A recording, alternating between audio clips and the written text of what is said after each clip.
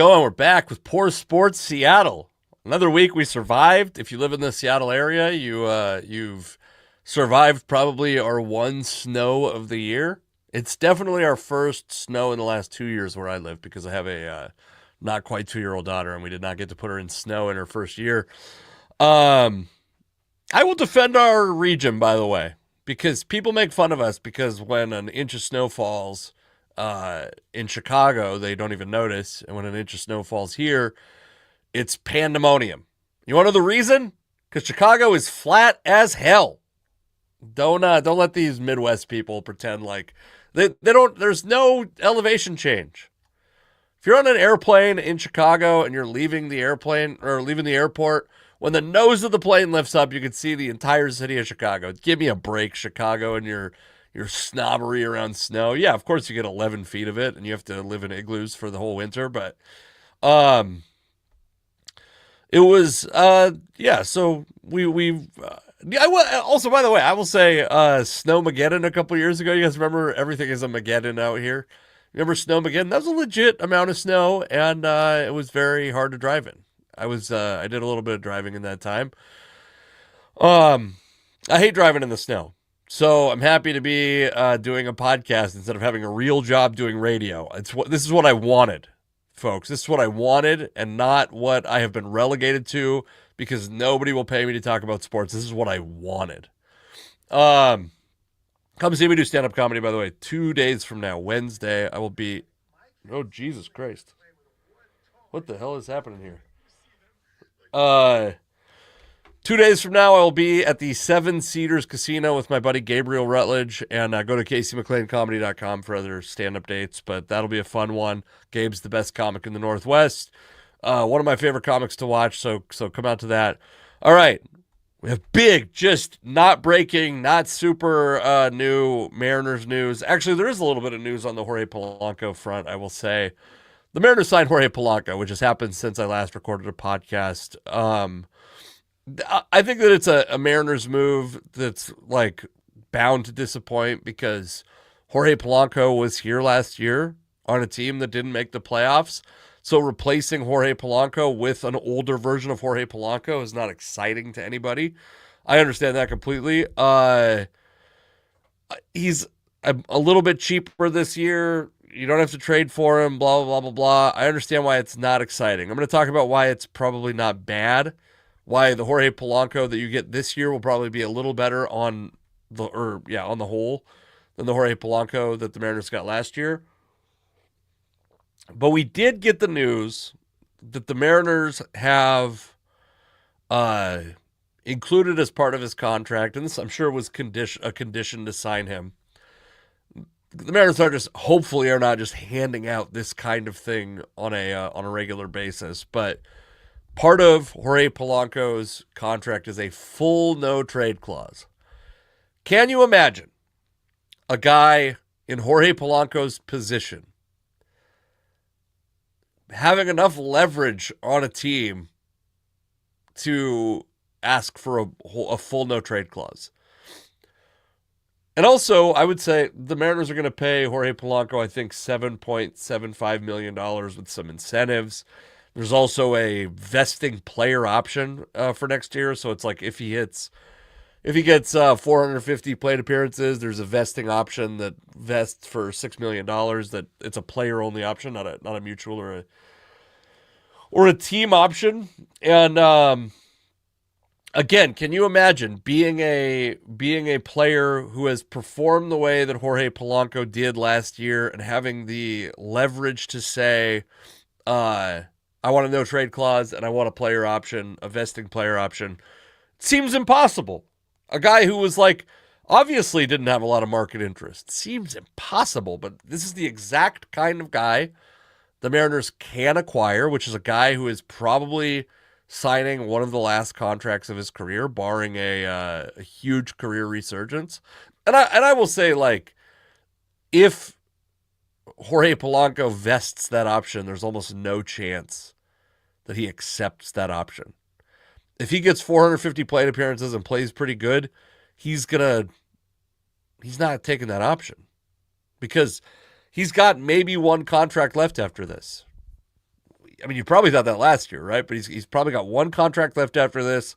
And so you have to overpay a guy that's at the end of his career because to come to Seattle, he's potentially sacrificing a chance at a future career because the stadium's going to suppress him a bunch, like we talked about last week. So I guess I wouldn't worry so much about the player option. It seems very unlikely to me that it gets accepted because it's a lower salary than this year. It would mean that Polanco is very healthy, which means he's probably more valuable next year and he has to be able to pass a physical, by the way, for that option to vest, I believe. So even if he experiences like some crazy injury after getting 450 plate appearances, I think he still has to pass a physical for the option to be valid. Anyway, the no trade clause is interesting because why? Like, why would you give that to the guy? Why does he need that? Why is that? Why would the Mariners give that to Jorge Polanco? It's a little shocking, I guess. Let's see we got a comment here, from Jeff Taylor. Can you pass a physical? I've passed physicals in my life. Jeff Taylor and I think we should have Jeff Taylor and I do like a combine and see whose 40 time is deeper into the sevens, and whose body mass indexes are deeper into the 30s. Jeff Taylor's an old comic buddy of mine. I think Jorge Polanco obviously passed the physical to be able to sign this deal. They finalized the deal today. He's coming off of a serious knee injury. Like that's a concern. But this is why I think the Mariners can't afford to trade hitting prospects. This is not going to be popular. It's also not going to be popular because, we're multiple decades into talking about a rebuild that's never really happened. The Mariners have never committed to a rebuild. And one thing I will say, as I've thought about this offseason, and I don't really see offseasons through rose-colored glasses. I start to see, like, if all this stuff happens, maybe the Mariners will be a playoff team. It's harder to see. It's very hard to see this year, which is not really fair, by the way, because they were almost a playoff team last year, right? Like, though they haven't made a huge impact move, it's not out of the realm of just random outcomes if you roll the same team out that they would make the playoffs this year. And you have no Shohei Ohtani in the division, potentially no Alex Bregman. Theoretically, the teams in the division got worse, and the Mariners stayed frustratingly similar to what they were last year. So I can certainly get why. I can understand how a Mariners playoff appearance could happen. What seems to happen to me in the history of the Mariners is they have these like near misses very often. I think, what was it, like 2009, one of the early Zaremczyk years, they got very close and then went all in. And I was thrilled, by the way. I mean, trading for Cliff Lee was a huge win. And at the time, like Tyson Gillies, if you recall, he was one of the big pieces. He was coming out of high A, where this is a good question for my buddy Doug Scott. Over under 85.5 wins for the Mariners. I'm going to think about that while I keep talking. Tyson Gillies, Philippe Amont, I think, what was his name? Juan. But these guys were all like kind of like fringy prospects. Amont was going to become a reliever. Like that seemed pretty obvious. Was it Juan Castillo? I guess we could do Cliff Lee Mariners trade. I don't have a lot of confidence in the 2009. So yeah, it was the 2009 season where they got close. Damn, I feel good about that recall, to be honest with you. I've been a little bit busy today. Didn't get any time to think about this, and it was, who was the, oh, come on, fighting it here. Give me the prospects' names. You're an embarrassment, ESPN.com. Oh, okay. No, that's still not it. What the fuck is going on here? Hold on. Either way, this has now become significantly less exciting because I'm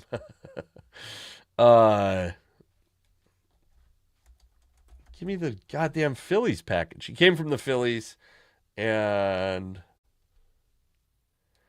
oh my god, I'm gonna throw my computer out the window. All I want is the third prospect, which should not be that hard, but all right. For some reason, this is giving me a Roy Halladay. Every time I click on this Cliff Lee thing. Oh yeah. Oh, J.C. Ramirez. Jesus Christ. Has anyone sucked at podcasting worse than me? Yeah, it seemed like they gave up essentially nothing. And then the trade they got, or the package they got back when they did not make the playoffs, when they did not, when going all in didn't result in a playoff appearance. I thought that was better than the one that they gave up, which was impressive considering it was one less year of team control of Cliff Lee. So they have this habit, I think, of like selling out, and I think what we've learned is there's just it guts the team's midterm future, and especially if you trade away prospects who are hitting prospects, who are very good offensive prospects.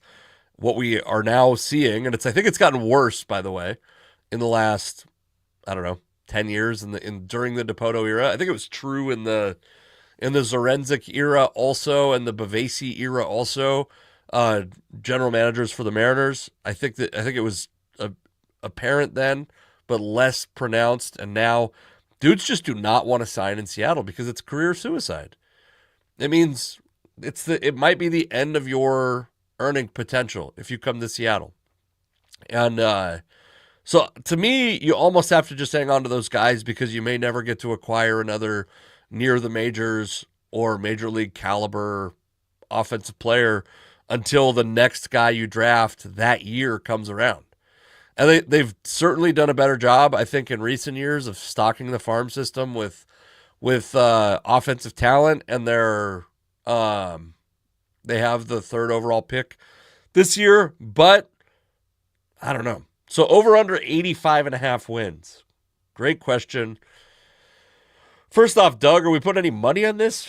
What's going on? Are we going to illegally bet each other across state lines? Doug lives in Montana. Are we going to illegally bet each other across state lines over the internet? Are we that stupid? Are we that brazen? Over under 85.5 wins. I'm going to say, if you put a gun to my head, please don't, but if you were to put a gun to my head and I had to, for the safety of my dog, I'm not going to put my family in harm's way in this already stilted analogy. I think they're going to have less than 85 wins. If I had to guess, I think the 50th percentile outcome for the Mariners is something like 83, 84 wins. Because last year, the pitching staff, I've said over and over and over again on this podcast, they were not historically great. They were not even the best pitching staff in baseball last year, but they were very good. But one thing they were, to a degree, historically great at is remaining healthy. I think they had 6 starting pitchers. Maybe it was 7 starting pitchers, but it was just that Brian Wu spot they kept having to fill. I think nobody else really missed significant time, or any time maybe. And I don't think that's going to happen this year. And it's not because I couldn't pick the guy that's gonna face an injury, but just the nature of pitchers. I don't think the pitchers are going to stay healthy for that long, for 2 years in a row. So if one of those pitchers goes down and you don't replace him with, if Emerson Hancock isn't the guy to step in and be just as good, that's a pretty big drop off. So Jorge Polanco, let's talk about him real quick because I do think it's worth at least tempering some of the doubt. Polanco it's like tale of two halves, right? He had a first half of the season was really bad. March, April, 86 WRC plus. May, 65 WRC plus. June, 35 WRC plus. You were getting into like pitcher hitting ability territory at that point. And in June, Polanco only plays 5 games. Injuries creep up on him. And then after he comes back from the injury, I will say, very respectable. Second half of the season, Polanco posts a 114 WRC plus. And by the way, there potentially is some fluky stuff, but not, I mean, he had a 265 BABIP, batting average on balls in play, which means it's not like all of a sudden every ball he hit in play was finding its way through a hole. Jorge Polanco started hitting for power. He had a 200 isolated power in the second half of the season. If that's the Jorge Polanco you get, and by the way, 265 BABIP is actually would represent very bad luck. The league average is usually right around 300. His career average is 300. If he were to do the same thing but return to a 300 BABIP, you're talking about a guy that's like potentially a very good third baseman and a guy that can bat left-handed in a stadium where right-handed batters are suppressed. So the nice thing about it is I think this frees up Dylan Moore to be like the actual role that he's the most valuable in, which is a guy that kind of fills in both spots. I would expect to see him playing third base. I would expect to see a platoon at third base this year again, some of the time. I don't think there's any reason. Well, let's look at his career. Jorge Polanco struggled against lefties last year. I think he probably has significant struggles his whole career, but he's a switch hitter, but this is a common thing that maybe everyone's aware of, but he's actually been pretty neutral on just straight up batting average. But 115 WRC plus against right-handed pitchers and 95, so 20 points of WRC plus. I think you're going to see him getting days off because a lefty's on the mound pretty often this year would be my guess. And as he should. That's a perfect time to rest a guy who's coming off of a serious knee injury. Doug Scott has not taken me up on my bet. Has not committed an illegal bet with me over the internet. Yeah, so if you get a guy 200 ISO, hits for power, hits for decent average, 25% strikeout rate, 10% walk rate, that's a guy that you can play all the time. And if his batting average on balls in play luck regresses to the mean, I think you're talking about a guy that's like maybe a 130 WRC plus third baseman and a very good addition. I don't hate this move. I do hate the no trade clause. And I just want to make clear once again, because we talked about it a little bit last week, this idea of putting in opt-out years and player options as a way to lure free agents here, those are all value-added things. Because people are imagining a version of this trade where it's like, if like Pete Alonso, the big one was Pete Alonso, 3 years, $75 million, opt-outs after each of the first 2 seasons. What you've basically done is either signed Pete Alonso to a 1-year contract if he's very good, or you've hamstrung yourself with a $75 million contract if he's not. We got to stop pretending like these things aren't like negatives for the team. And I don't want to be the guy that's bootlicking for the team all the time. I'm not trying to be that guy. I will say I have significantly less investment on how much money Jorge Polanco makes in his career than the Mariners winning a World Series. And I think that this is just one of those things where it's like okay, Doug Scott says, I'm game, bottle of whiskey or a round of golf. We'll text about it, Doug. But yeah, one of those sounds great. Either sounds great. Maybe both. We should do bottle of whiskey and a round of golf. Yeah, anyway, it's just one of... The Rays had the book, The Extra 2%, that came out where it was like they constantly wanted to just get whatever edge they could. Any edge the Rays could get, they wanted to get it. It feels like the Mariners are like constantly assuming everything is at the margins and it doesn't actually matter. So where the Rays are pinching pennies, trying to squeeze every drop of value out. The Mariners are like throwing juice down the drain.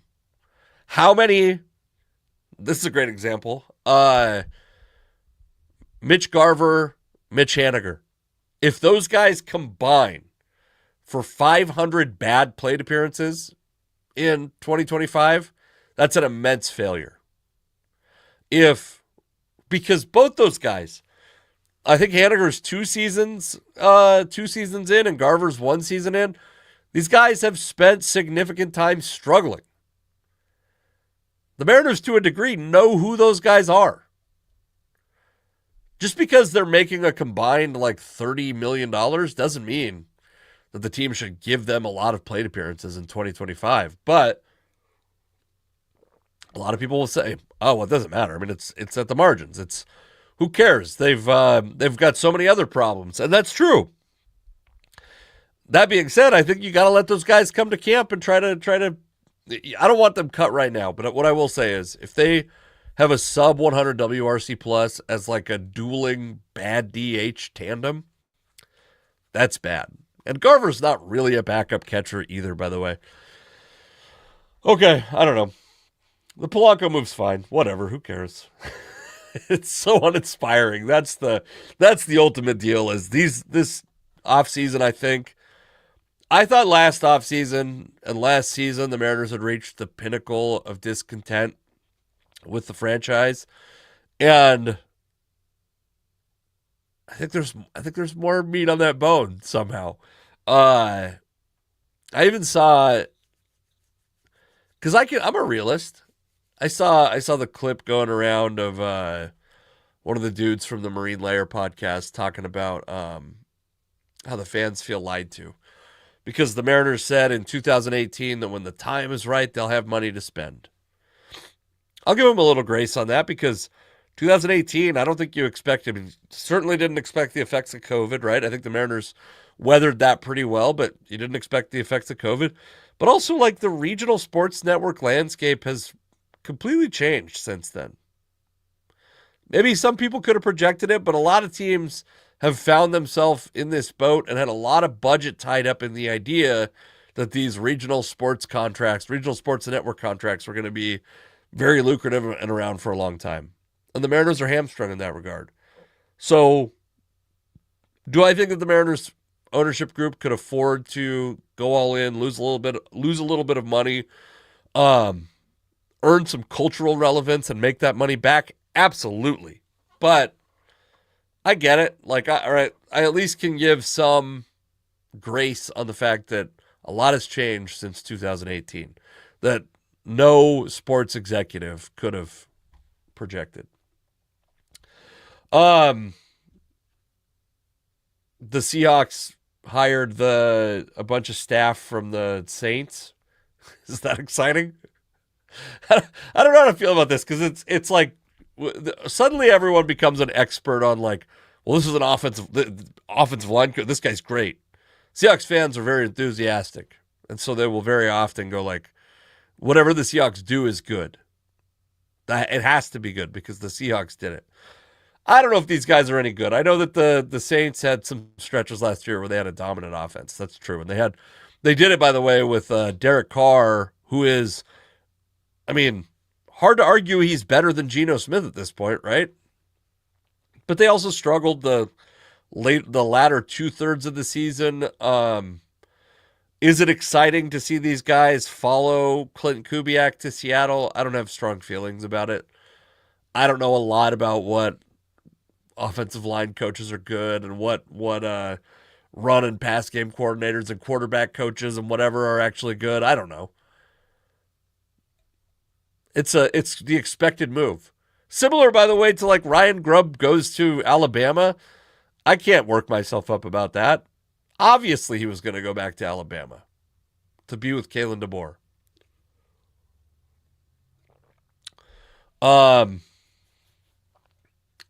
I did see there was one coach signing that I thought was interesting from a Seattle perspective. That Eric Bieniemy is going to be the running backs coach in Chicago. This is a guy who a couple years ago there was like a groundswell of support for a guy to get head coaching opportunities. He interviewed for some jobs, they didn't work out, and then he moved to Washington to the Washington Commanders, where he could be a play caller, which he had not been in Kansas City. That didn't go incredibly well, and then he went to UCLA. Is that the next stop? Goes to UCLA. And then in the offseason, he had been hired as some kind of offensive assistant with the Washington Huskies. And I'm kind of glad to hear that he is now a running backs coach in Chicago instead of coaching for the Huskies. But who has squandered hype more as a football coach? I mean, maybe the answer is Byron Leftwich, by the way, a guy that I've talked about a fair amount in this offseason. Has anyone squandered more hype than Eric Bieniemy? I mean, Eric Bieniemy had the world behind him a couple years ago. The fan base, I mean, obviously we were in a period of I would say like racial sensitivity, and racial sensitivity in NFL football coaches has always been an intertwined topic, and people were like just championing Eric Bieniemy, talking about how unfair it was that he had not gotten a head coaching opportunity. And he interviewed for some and never got him, and then had these other opportunities, and he keeps just getting further and further down the coaching totem pole. And as running backs coach in Chicago, who gives a shit? At that point, we're like, this dude was an offensive coordinator for a Super Bowl contender, probably the winner. I can't remember exactly, but how long ago that was, and what exact years the Chiefs won the Super Bowl, but I think he was a Super Bowl winning offensive coordinator that never got a head coaching job, that never had success at another level, and just keeps going further and further down the chain of command. Nobody has squandered. He fumbled the bag, as the kids say. I mean, maybe, I don't know. There's got to be a reason. I will contend with anyone that, like, if you get that many chances to interview and you never get the job, there's probably a reason. But is it? Well, I don't know how my internet is. It makes it seem like my internet's doing badly right now. Tell me if it says connection is unstable. Tell me if it's coming through choppy, folks. I should have a version of this on YouTube that's recorded locally. So sorry if it's been shitty the whole time. A couple last things before I go. I gotta go. The snow has created havoc in my life. Man, it really is staying unstable. What are we doing, internet? What are we doing? The Luka Doncic trade happened, and it's interesting because is it the worst trade in NBA history? One, maybe. I will say people have treated this trade as though Anthony Davis is a bench warmer, sixth man at best kind of guy. And the guy is like a probable Hall of Fame center. So I don't know if I think that some of that stuff's a little bit unfair. But yeah, it seems like a bad trade for Dallas. It seems like a trade that was probably made with information that's not available to you and I. Be that about Luka's conditioning, his work habits. I will say one time I heard someone say that to be fat in the NBA, you have to be a severe alcoholic. Because those dudes run all day. They burn thousands of calories every day. So the contention was to be, I'm not saying it, I don't want to be the one responsible for it, but to be an alcoholic in the NBA, or to be a fat guy in the NBA, you have to be a severe alcoholic. Also, Luka's coming up on his Supermax deal, and do you want to be the team that gives it to him? What I will say is, I mean, a 2029 first-round pick in any other sport sounds very sexy. In basketball, it's almost has no value, potentially, if the Lakers are still good in 2029. And if they have Luka, if they have a healthy Luka on their team, maybe they will still be good. I don't know. But yeah, I was trying to think of a comparable trade, and the only one I can come up with, and it just does happen to involve two fat guys, or two guys who had gotten fat anyway, are after the 98 lockout, the Sonics traded Sean Kemp for Vin Baker. And I remember both those guys came into the season out of shape. And at the time, I mean, Kemp was I mean, Baker had been more athletic, but he was, I mean, Kemp was an Adonis. Baker wasn't fat, but he was like, you know, not built in the same way, not long and lean like I'm just making sure this. I'm trying to see if this is a message about my internet not working great. I'm sorry if you're watching this and the internet's working poorly. I will, like I said, I will have a version of this available later if it's super choppy. Um, yeah, that's what it reminds me of. Is trading Sean Kemp uh for Vin Baker, but I guess in this case Sean Kemp is Luka and he's gotten fat. Where Luka's whole career he's just been like not a super cut guy. And you just wonder, is that an effort thing? Is that frustrating for the Mavs? Oh good.